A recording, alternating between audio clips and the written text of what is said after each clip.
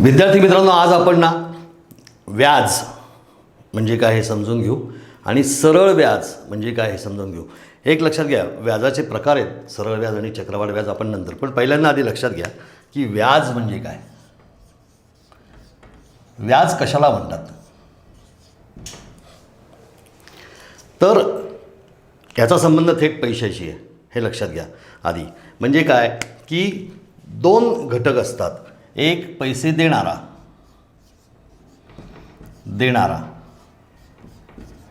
आणि एक पैसे घेणारा.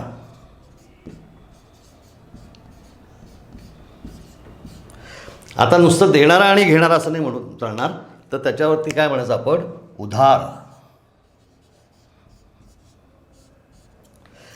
उधार पैसे देणारा आणि पैसे घेणारा.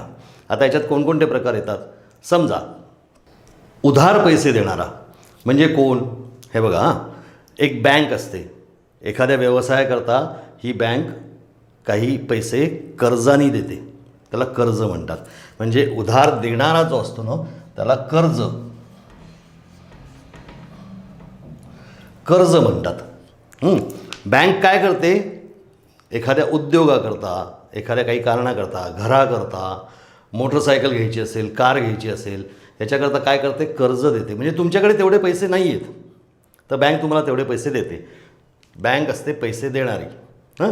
म्हणून बँक काय देते, तुम्हाला कर्ज देते. कर्ज. पैसे घेणारा जो असतो तो काय करतो, कर्ज घेतो. म्हणजे कर्ज देणारी एक संस्था आणि कर्ज घेणारी दुसरी संस्था. म्हणजे बँक ही एक संस्था आहे आणि आपण माणूस आहे. एखादा माणूस असेल कर्ज देणारा, म्हणजे त्याला आपण म्हणतात सावकार. कर्ज देणारा जो असतो ना त्याला म्हणतात सावकार.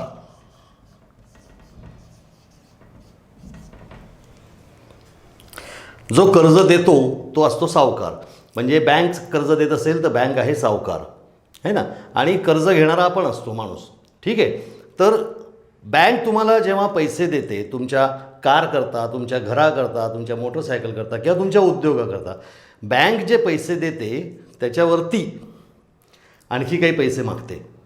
म्हणजे तुम्हाला 100 रुपये जर बँकेने दिले तर बँक म्हणते परत करताना 110 परत करा. म्हणजे वरचे 10 रुपये जे आहेत त्याला म्हणतात व्याज. पैसे घेणारा जो आहे ना तो असं म्हणतो की मला तुम्ही आत्ता 1,00,000 रुपये द्या, मला मोटरसायकल घ्यायची आहे, 1,00,000 रुपये द्या, मी तुम्हाला त्याचे 1,20,000 रुपये परत करीन. म्हणजे बँक म्हणते तुम्हाला 1,00,000 देतो, 1,20,000 परत करा. आपणही 1,00,000 रुपये द्या, मी 1,20,000 परत करीन.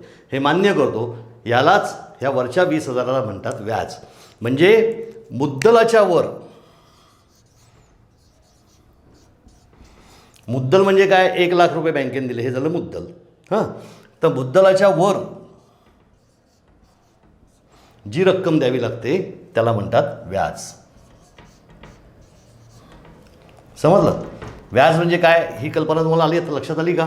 आता या व्याजाचे प्रकार आहेत.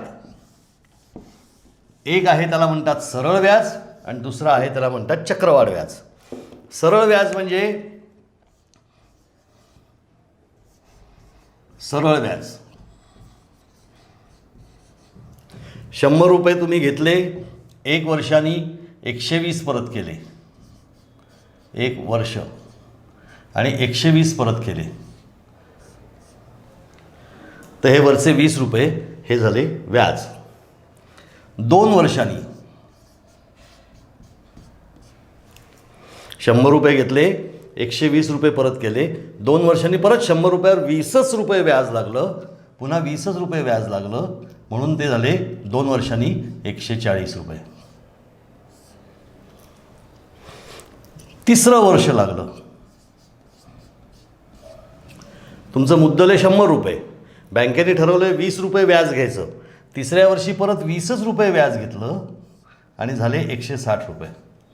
म्हणजे 20% जर व्याज असेल तर या 100 रुपयाचे बँकेला 160 रुपये परत करायला लागतात. दरवर्षी 20 रुपये 20 रुपये व्याजाचे त्याच्यावर वाढत जातात. याला म्हणतात सरळ व्याज. दरवर्षी तेवढीच रक्कम व्याजाची येते, त्याला म्हणतात सरळ व्याज.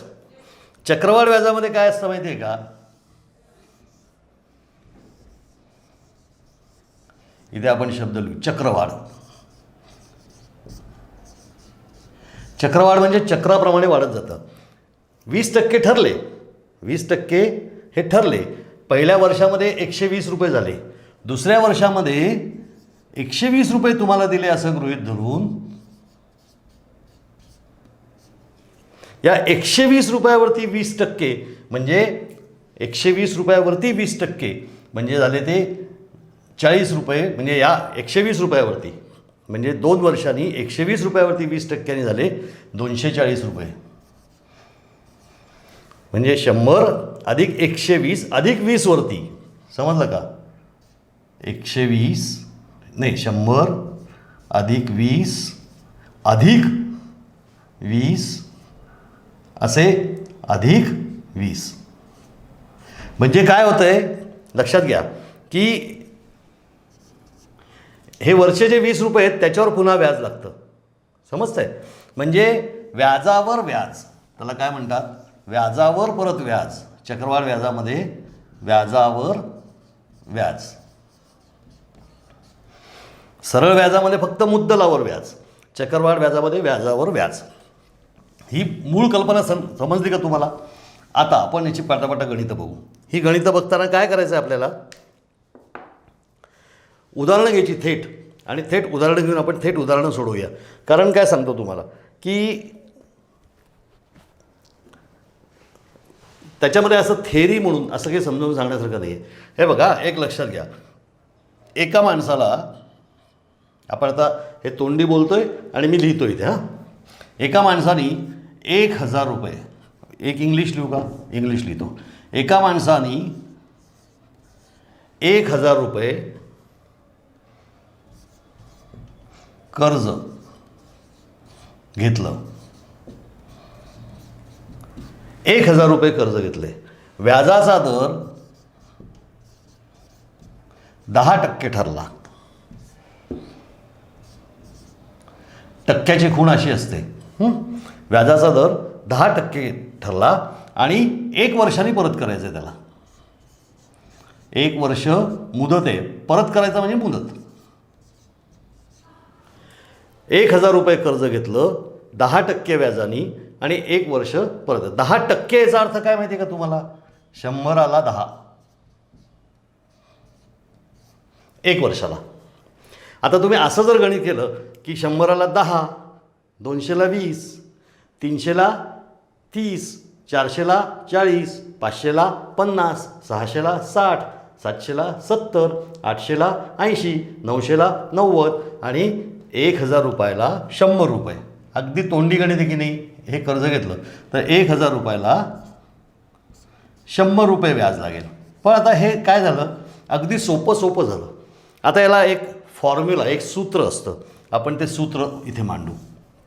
सूत्र असं आहे, हे सूत्र मात्र पाठ करा. म.द.क भागिले 100. हे कशाचं सूत्र आहे? सरळ व्याज.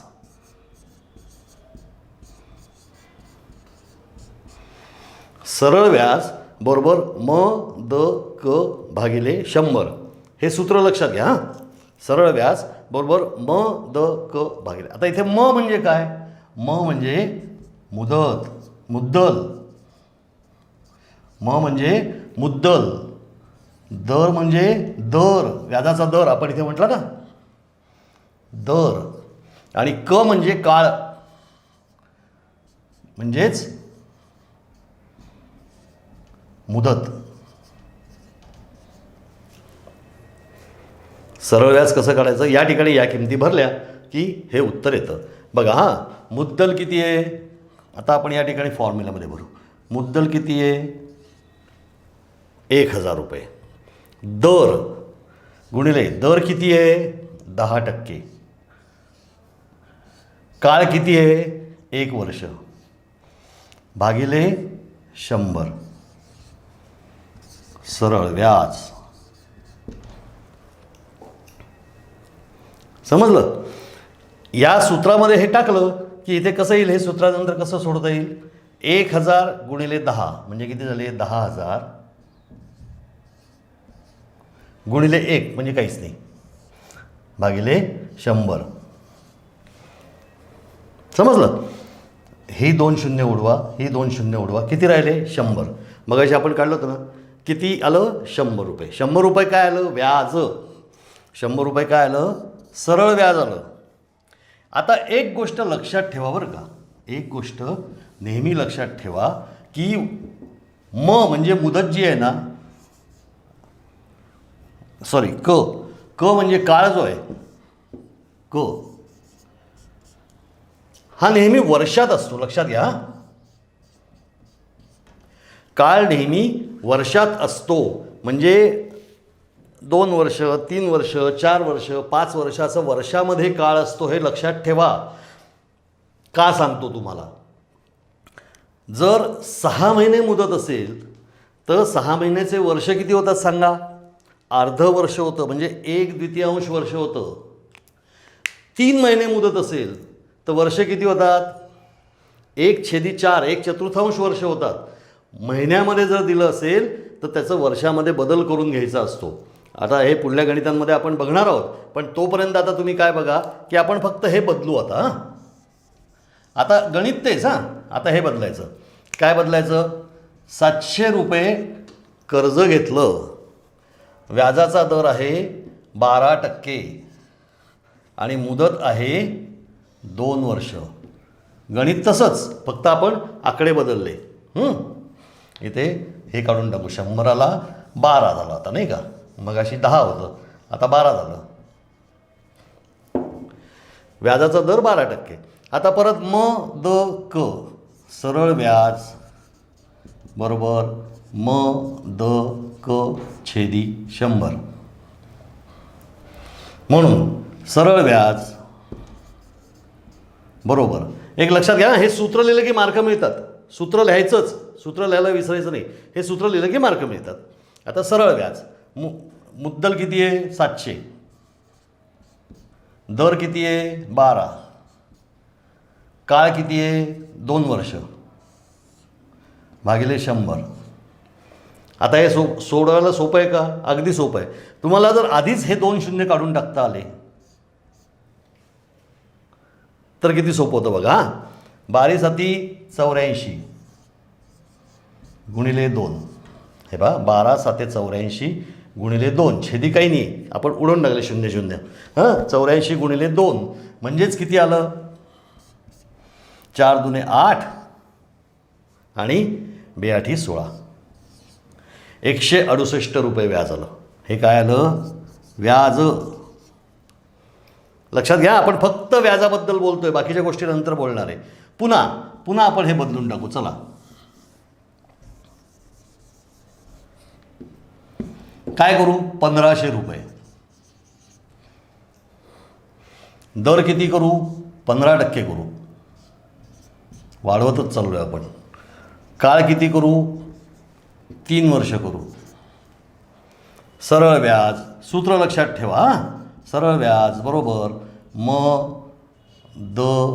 क छेदी 100 सरळ व्याज. आता मी सगळं समजून नाही सांगत बसणार आहे तुम्हाला. आता तुम्हाला येईल, मुद्दल किती 1500, दर किती 15%, काळ किती 3 वर्ष, छेदी 100. हे शून्य काढून टाका. किती आले, 15 त्रिक 45 गुणिले 15. समजतंय का, 15 त्रिक 45 गुणिले 15, समजलं, 15 त्रिक 45 गुणिले 15 झालं. म्हणून सरळ व्याज किती येईल, 15चा पाडा येतो का आपल्याला, 15 5 75, हातचे आले 7, 15 चौक 60 आणि 7 67, 675 रुपये सरळ व्याज आलं.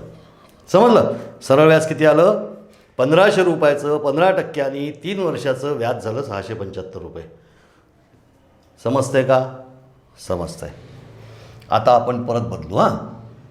परत हे बदलायचं. सूत्र लक्षात ठेवा, क भागिले 100, क छेदी 100. हे सूत्र लक्षात ठेवा. सूत्र लिहिलं की मार्क मिळणार आहे, तेवढं लक्षात ठेवा. सूत्राचे मार्क असतात, सूत्र जर नाही लिहिलं तर तेवढे मार्क कमी होतील बरं का. सूत्र लक्षात ठेवा. आणि दुसरं सूत्र असलं की तुम्हाला पटापटा सगळ्या संख्या टाकता येतात. आता आपण आणखी एक गणित वेगळं करू. काय करू, 2000 रुपये घेतले, कर्ज किती घेतलं? 2,000 रुपये. व्याजाचा दर किती होता? 10% होता. पण काळ किती होता माहिती आहे का? 6 महिने.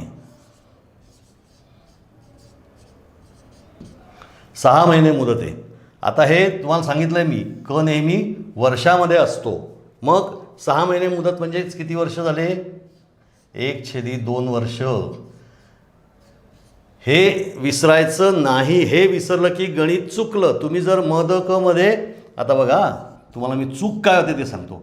सरळ व्याज बरोबर म्हणा, म द क छेदी 100. मुद्दल किती? सरळ व्याज मुद्दल किती आहे बोला? 2,000 गुणिले दर किती आहे? 10 गुणिले काळ किती आहे? 6 महिने आहे. लक्षात घ्या, तुम्ही जर इथे 6 लिहिलं तर 6 वर्ष होतील. त्यामुळे इथे 6 लिहून चालणार नाही. इथे तुम्हाला लिहायचं आहे 1/2 वर्ष. काळ किती? अर्धा वर्ष. 6 महिने ना, अर्धा वर्ष भागिले 100. समजलं का? समजतंय ना? आता आपण काय केलं? मुदत काळ वर्षामध्ये बदलून घेतलं. 6 महिने होतं म्हणून. आता हे 2 शून्य गेले, हे 2 शून्य गेले. 20 10 200 गुणिले 1/2. म्हणून सरळ व्याज बरोबर या दोनांनी या दोनाला भाग गेला. हे 2 गेले, हे 2 गेले, इथे 1 राहिला, बरोबर 100 रुपये. समजतंय का? 2,000 रुपये घेतले, 10%नी 6 महिन्याचं व्याज झालं 100 रुपये. आपल्याला साधासुद्धा हिशोब येतो की 2,000 रुपये आहेत आणि इथे जर 1 वर्ष मुदत असती तर 10%नी झाले असते 200 रुपये.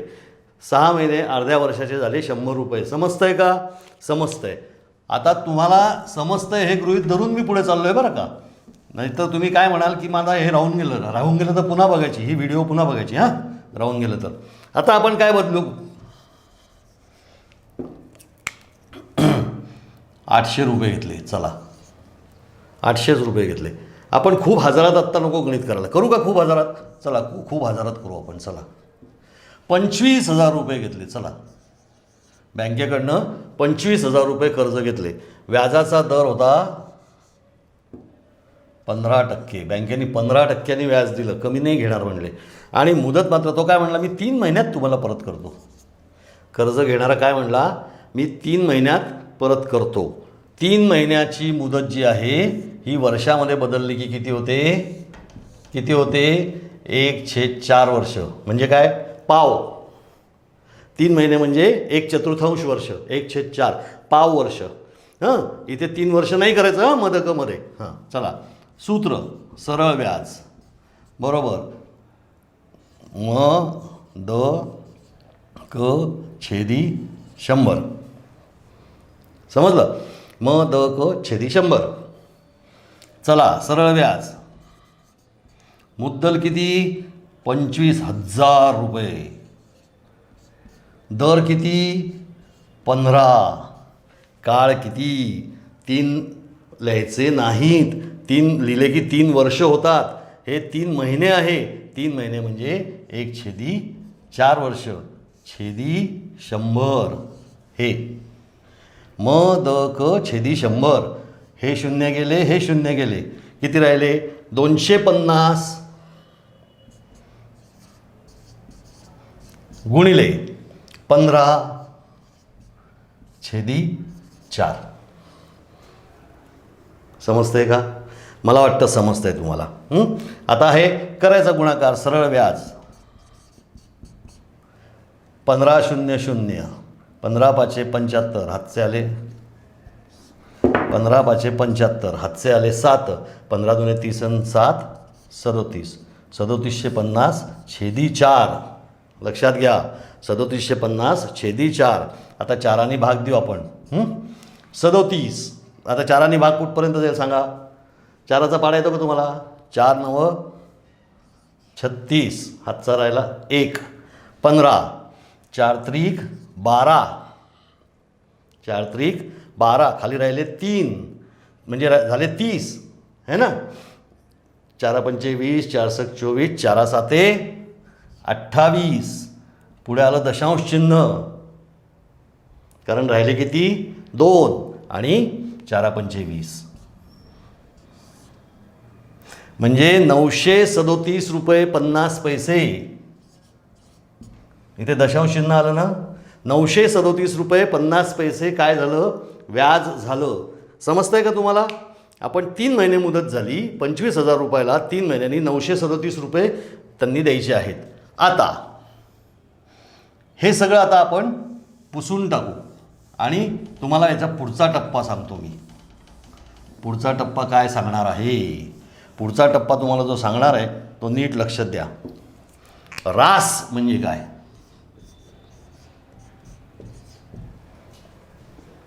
रास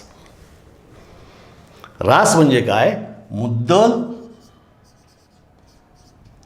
अधिक व्याज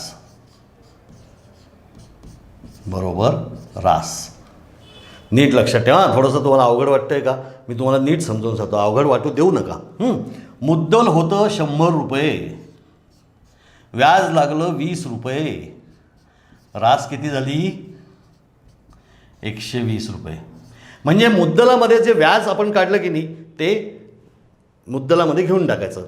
आता बघा मगाशी आपण गणित केलं ना, त्याच्यामध्ये मुद्दल होतं 25,000 रुपये आणि 3 महिन्यांनी त्याने 937 रुपये 50 पैसे व्याज दिलं. तर रास किती होईल, रास म्हणजे या दोन्हीची बेरीज होईल.